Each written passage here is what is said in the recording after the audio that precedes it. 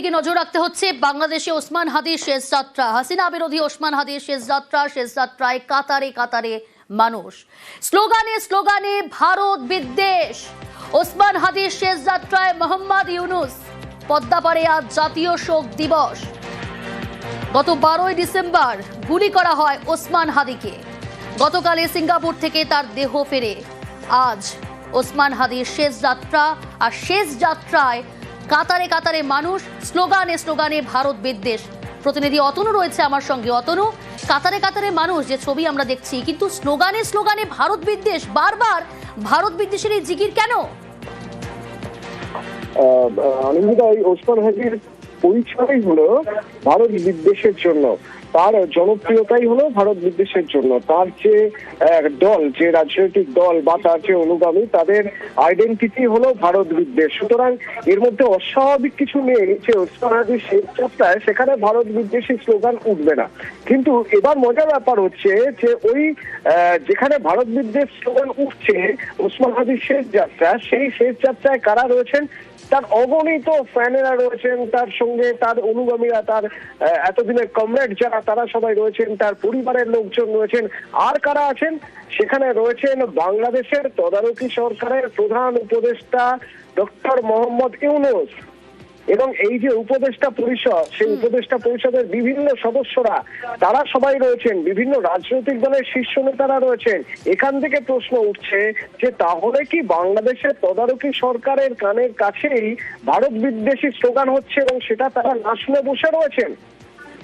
এই প্রশ্ন উঠবে, কারণ আজ যখন এই স্লোগানের কথা তুমি বলছো, এই স্লোগান যখন উঠছে তখন সেখানে বাংলাদেশের উপদেষ্টা বা তদারকি সরকারের প্রধান উপদেষ্টা তারা সেখানে রয়েছেন। আজ দুপুর 1:30 ঠিক আগে জানাজা শুরু হয় বা শেষ যাত্রা শুরু হয়। তার আগেই কিন্তু দেখা যায় আজ সকাল থেকে প্রচুর মানুষ এই এলাকাটা পুরো একরকম ঘিচঘিচ করছিল লোকে, কারণ প্রচুর মানুষ সকাল থেকেই চলে এসেছিলেন। তারা তার জনপ্রিয়তার জন্য, ওসমান হাদির জনপ্রিয়তা, যে জনপ্রিয়তার জন্য আজ এত মানুষ সেখানে রয়েছেন। মানিক মিয়া এভিনিউ যান চলাচল সকাল থেকেই সীমিত করা হয়েছিল এবং যাতে কোনো রকম কোনো জায়গায় কোনো রকম কোনো অপ্রীতিকর পরিস্থিতি না হয় তার জন্য 1000 বডি ওন ক্যামেরা এবং পর্যাপ্ত সংখ্যক পুলিশ রাখা হয়েছে, যাতে কোথাও কোনো রকম কোনো সমস্যা না হয়। এই শেষ যাত্রার পরে এরপরে যেটা হবে তা হলো কাজী নজরুল ইসলামের যে কবর রয়েছে তার পাশে সমাহিত করা হবে ওসমান হাদিকে। কিন্তু যে ছবি আমরা দেখছি সেই ছবিতে দেখা যাচ্ছে প্রচুর মানুষ। এই মানুষ যারা ঢাকা শহরের শুধু নয়, বাংলাদেশের বিভিন্ন প্রান্ত থেকে এসেছেন আজকের এই শেষ যাত্রায় অংশ নেবেন বলে, এবং তাদের সঙ্গেই রয়েছেন প্রধান উপদেষ্টা ডক্টর। বেশ অতনু, কিন্তু কে ওসমান হাদি, যার হত্যাকে কেন্দ্র করে আগুন জ্বলছে বাংলাদেশে? দেখুন প্রতিবেদন।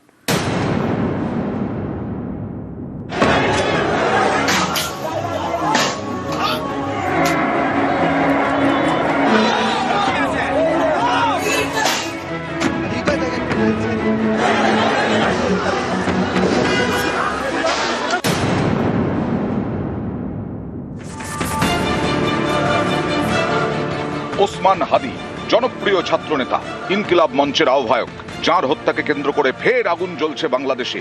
কে ওসমান হাদি? কেন তার খুন এভাবে অশান্ত করে দিল ভোটের অপেক্ষায় থাকা বাংলাদেশকে?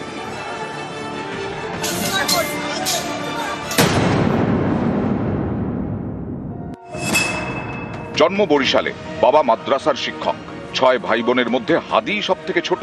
মাদ্রাসার পাঠ চুকিয়ে ঢাকা বিশ্ববিদ্যালয়ে রাষ্ট্রবিজ্ঞান নিয়ে পড়াশোনা, শিক্ষকতা করতেন ওসমান হাদি। এহেন হাদি হয়ে ওঠেন হাসিনা বিরোধী জুলাই আন্দোলনের অন্যতম প্রধান মুখ। ফেব্রুয়ারির সাধারণ নির্বাচনে ঢাকা থেকে ভোটে লড়ার কথা ছিল হাদির। জিতলে প্রশাসনের শীর্ষ স্তরে বসার সম্ভাবনা ছিল তার। এহেন জনপ্রিয় ছাত্রনেতার ওপরেই হঠাৎ হামলা 12ই ডিসেম্বর। ঢাকার বিজয়নগরে তাকে লক্ষ্য করে গুলি চালায় দুষ্কৃতীরা। শারীরিক অবস্থার অবনতি হলে তাকে সিঙ্গাপুরের হাসপাতালে নিয়ে যাওয়া হয়। বৃহস্পতিবার সেখানে মৃত্যু হয় হাদির। এরপরেই বাংলাদেশের রাজপথে আছড়ে পড়ে বিক্ষোভ। এই ক্ষোভকে কাজে লাগিয়ে ময়দানে নেমে পড়ে ভারত বিরোধী শক্তিগুলি। কারণ ওসমান হাদি শুধুমাত্র আওয়ামী লীগ বিরোধীই নন, তিনি ছিলেন ভারত বিরোধীও। তাঁর ভাষণে বারবার উঠে এসেছে গ্রেটার বাংলাদেশের প্রসঙ্গ। ভারতের উত্তর পূর্বের বেশ কিছু এলাকা দখল করে গ্রেটার বাংলাদেশ তৈরির পক্ষে সওয়াল করতেন হাদি। তাই হাদি হত্যার দায় দিল্লির ঘাড়ে চাপিয়ে দিতে উঠে পড়ে লেগেছে মৌলবাদীরা। এমনও রটানো হচ্ছে যে হাদির হত্যাকারীরা নাকি পালিয়ে ভারতে চলে এসেছে। সেলফি তুলে সোশ্যাল মিডিয়ায় নাকি তারা পোস্ট করেছে, অথচ গত কয়েক মাসে হাদির একের পর এক ভাষণে লুকিয়ে রয়েছে অন্য ইঙ্গিত। ওসমান সম্প্রতি সুর চড়াচ্ছিলেন ইউনূস প্রশাসনের উপদেষ্টাদের বিরুদ্ধে, কারণ ভোটের আগে ঘুঁটি সাজাতে শুরু করেছে বিএনপি এবং জামায়াতে ইসলামী। তাদের সঙ্গে যোগাযোগ রাখছে ইউনূসের উপদেষ্টা মণ্ডলীর সদস্যরা। গোটাটাই চলছে ছাত্র নেতাদের এই বৃত্তের বাইরে রেখে। এমনিতেই জুলাই সনদ তৈরি করা হয়েছে জুলাই আন্দোলনকে নেতৃত্ব দেওয়া ছাত্র নেতাদের বাদ দিয়ে। তা নিয়ে আগে থেকেই ক্ষোভ রয়েছে। ভোট প্রক্রিয়া শুরুর পর যে পরিস্থিতি তৈরি হয়েছে তা সেই ক্ষোভকে আরো বাড়িয়ে দিয়েছে। ভোট ঘোষণা হতেই কোমর বাঁধছে বিএনপি। 25শে ডিসেম্বর ঢাকায় ফিরছেন খালেদা পুত্র তারেক জিয়া। ভোটে হয়তো বিএনপি সাফল্যও পাবে, বিএনপিতে আপত্তি নেই ছাত্র নেতাদেরও, কিন্তু যেভাবে তাদের বাইরে বসিয়ে রেখে গোটা অঙ্কটা ছকা হচ্ছে তাতেই আপত্তি ছাত্র নেতাদের। সম্প্রতি এর বিরুদ্ধেই বারবার সরব হচ্ছিলেন ওসমান হাদি। প্রশ্ন তুলছিলেন, এইভাবে কি ইনসাফ পাবে বাংলাদেশ? এই প্রশ্নকে রাজনীতির 22 গজে নিয়ে যাওয়ার আগেই খুন, যা বহু প্রশ্নের জন্ম দিয়ে গেল। নিউজ 18 বাংলা।